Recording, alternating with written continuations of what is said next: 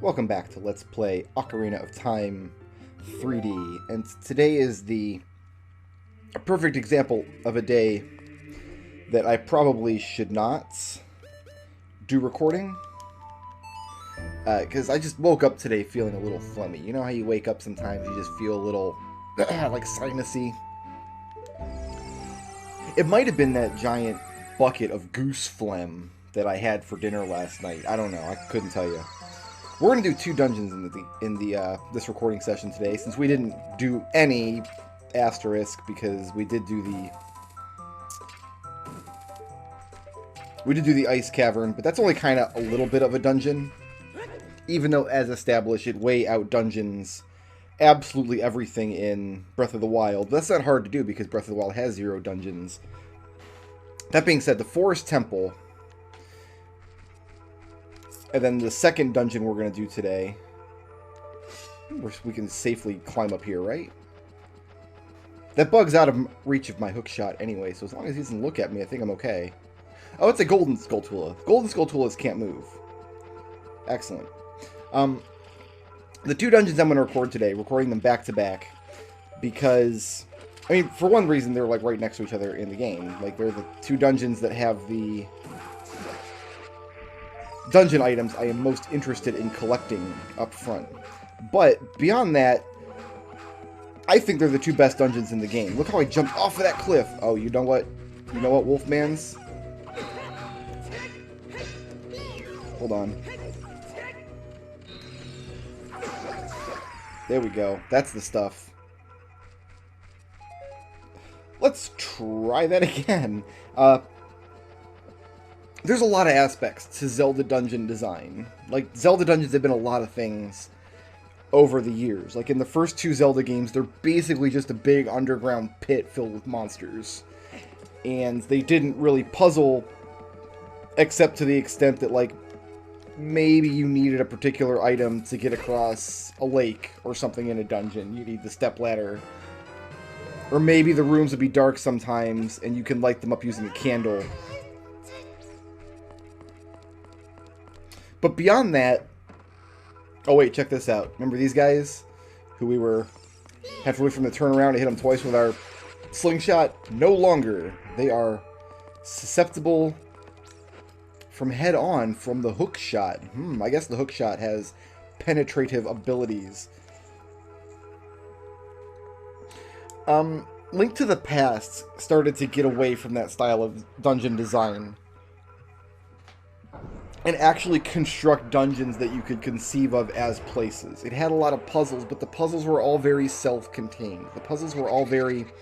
like, you go into a room, and there's a locked door, and some kind of interaction will open the door. Zelda 1 did that, but the only interaction that ever mattered in Zelda 1 was pushing the leftmost block in the middle row of blocks would open a door or cause stairs to appear or something. That was really the only puzzle elements in Zelda 1, if you want to even call them that. There were tricky things in Zelda 1, especially in the second quest, where you get, like, locked into... I don't think this is going to work, but... no, it's not going to work. So, instead of blocking these guys, we're going to wait for them to attack and stab. Come on. Not with a hookshot, though. There you go. Land on my sword. Land on it! Total bro. Go get your brother. Yeah, there were places in the second quest of Zelda 1 that had, like, one-way doors.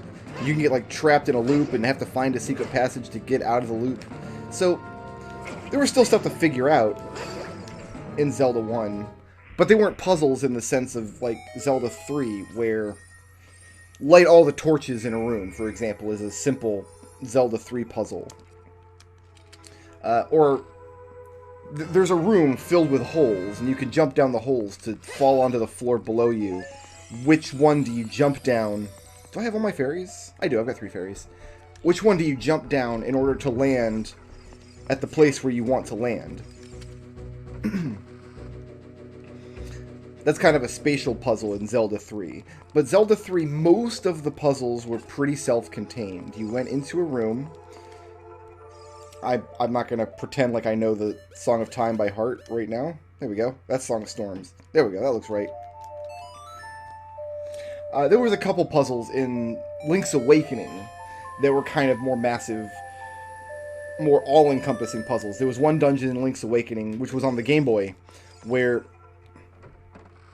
you had to destroy 4 pillars in a tower to cause the floor above it to collapse.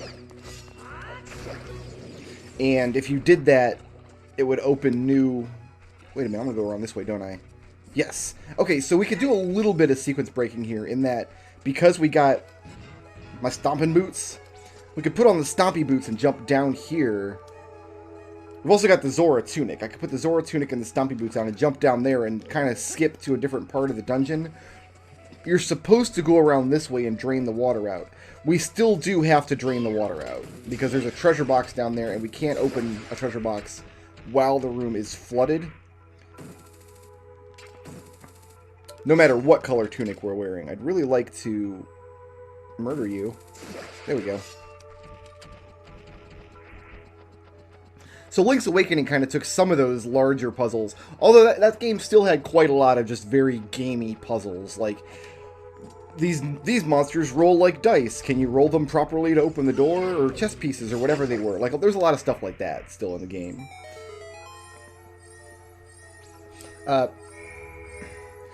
Ocarina of Time, though, because it's a 3D game... I'm on the wrong side of this treasure box. That was funny. Because it's a 3D game, because you no longer have to envision the 3D space as, like, uniform horizontal slices, the way that dungeon levels in A Link to the Past were visualized. Oh, I didn't see you there. Well, you got ruined. Sorry about your luck. Are you, no, you're not a gold one, but I'll still kill you. We need to head over there. We need to get a little closer first. Oh, our hookshot sucks for the moment.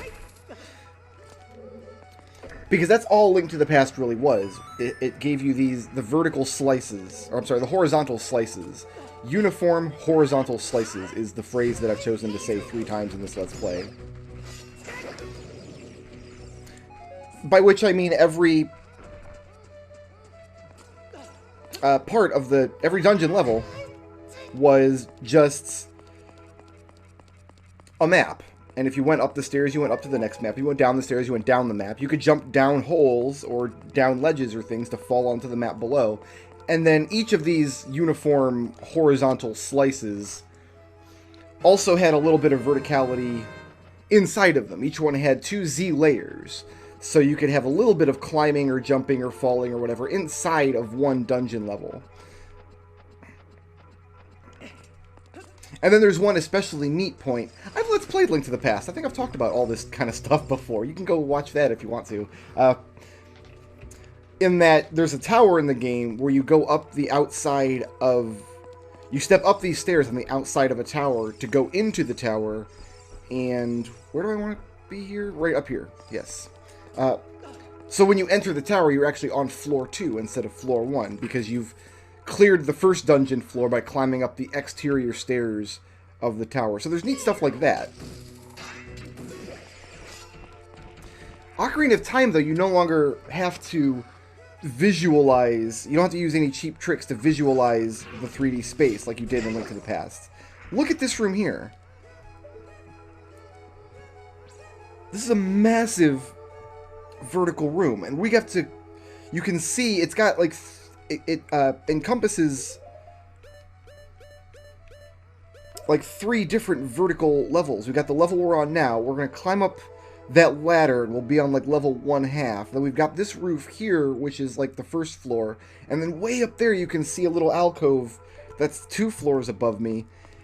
And we've got to use all this space. And we've got to use different methods of climbing back and forth, jumping back and forth, pushing blocks around to create stepping stones for us. Navi's going to helpfully point out the arrows on the floor. I'm pretty sure these arrows were here in the N64 version, but even having just played that version... I say N64 version, I guess what I played was actually the GameCube version, but having just played it, I don't actually remember. But, yeah, this room here, this is the kind of new stuff you were able to do in 3D. This wasn't just like a Mario 64 thing where, hey, can we just have platforms floating in 3D?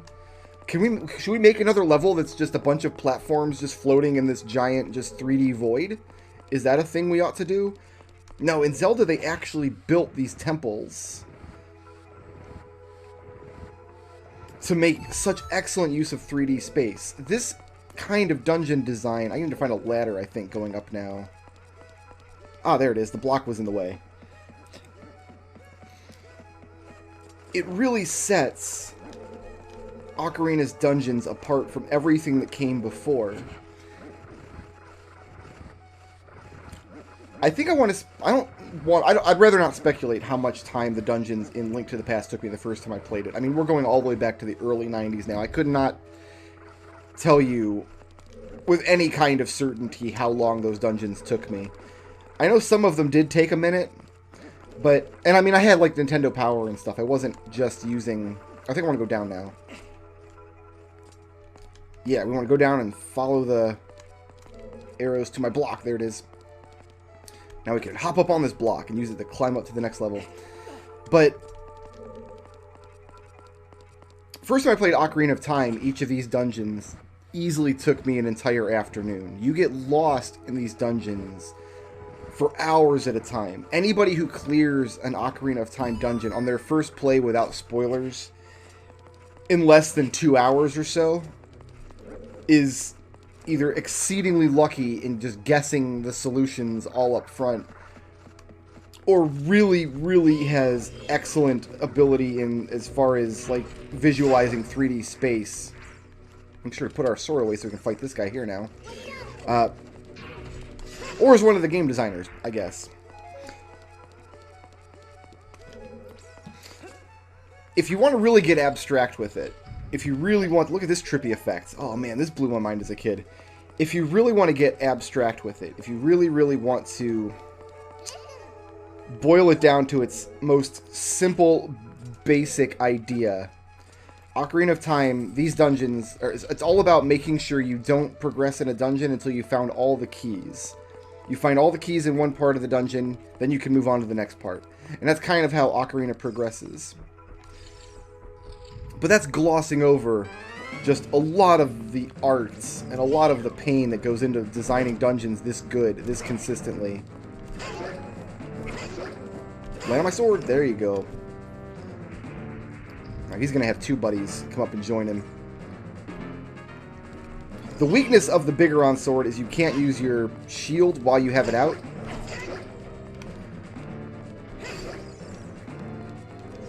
But that's fine, because I have a lot of hearts and a lot of fairies. So, assuming these cats get lucky. And usually in fights like this,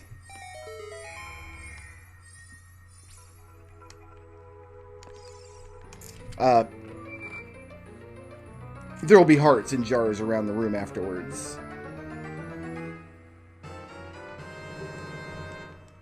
Word up.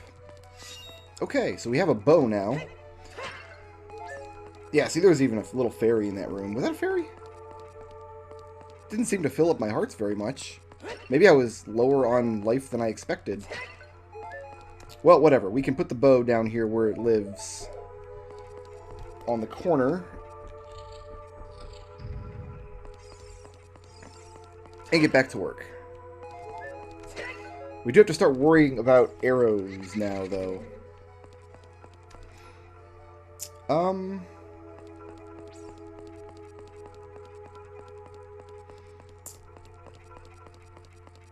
I need to go back and get a key. Can I just... Here, let's do this first. Put our new bow to work and kill some ghost pictures.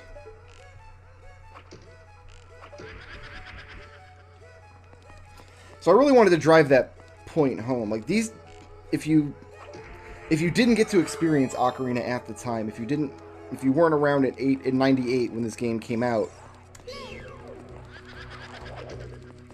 if you started the series with something like Twilight Princess, like, you might not realize just how special these dungeons are, just how unique they were at the time. There was nothing else like this. There was a lot of little 3D adventure games you could get on the N64, And yeah, in a lot of them you had to press switches and move blocks and things, but like just look at the shape of the map on my I say bottom screen. For you it's like the top right screen, I guess. But like it just looks like a temple might be shaped. That's the kind of thing they were working on. They weren't just designing puzzles like, hey, can we push blocks and do fun stuff? The adjective that I use to describe like video game logic like that is just gamey. I think like if you want to see the delineation between the two, look at something like, I mean, Legend of Zelda games have a lot of gamey puzzles. Like, hey, knock the guys around until both of the chess pieces stand upright. Oh, I guess the key is back here. Okay, let's go back then. But I'm going to use the example of two RPGs that are only like kind of popular, so maybe you haven't played them. And if you haven't, I apologize. If you have, or if you haven't heard of them, feel free to look them up. There are videos out there. I haven't Let's Played them, and they're RPGs, so I probably never will. But these two games I'm about to kind of describe to you have almost identical senses of puzzle design, mechanically speaking. By that I mean the actual actions you take in the game. You use your... Oops, he's behind me. Like, use this tool to get this effect on this kind of dungeon item. Is he downstairs? He must be downstairs. So, the first one, up there he is Lufia 2, Rise of the Sinistrals. Excellent, excellent dungeon design in that game. Lots of little interactions you can have. You get lots of little dungeon tools to play with. You get like a hookshot, you get a bow and arrow, you get bombs and things. And they went for a very broad design. Like, that game is filled with really gamey puzzles in the sense that you walk in the room and there's a bunch of colored blocks, and step one is learning the rules. How do you, what are you supposed to do? Like, what's the goal? Then step two is actually finding a path to the goal. So there's a lot of that kind of thing in Lufia 2. And in a lot of ways, that game is still my like gold standard of JRPG dungeons. When I play things, even like Final Fantasy or Suikoden games, even though I love those series and play them a lot, the dungeons always leave a little something to be desired, because they're almost never more complicated than just take the path to the end, and that's all you get. This should be my little key, right?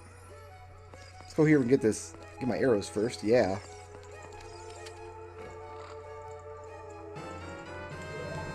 Oh, and I think actually I want to backtrack a little further because the big boss key is back here. We don't have to worry about big boss keys now. We got that going for us. So the other game I want to talk about, it came out, I don't know, like a decade or so later on the... I'm spacing. Game Boy Advance. Came out on Game Boy Advance. Called Golden Sun. Pretty much the exact same style of dungeon design.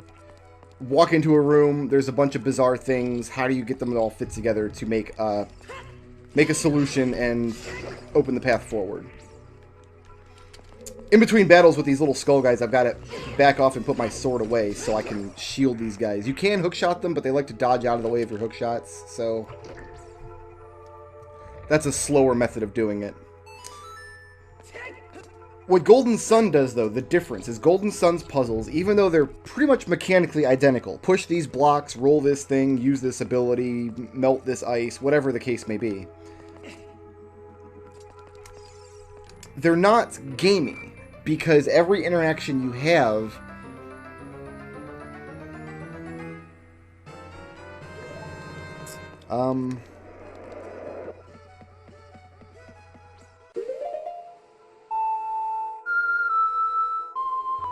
Shoutouts to Benjamin Swan for sponsoring this video, and to everybody who helps make my channel possible by supporting me on Patreon.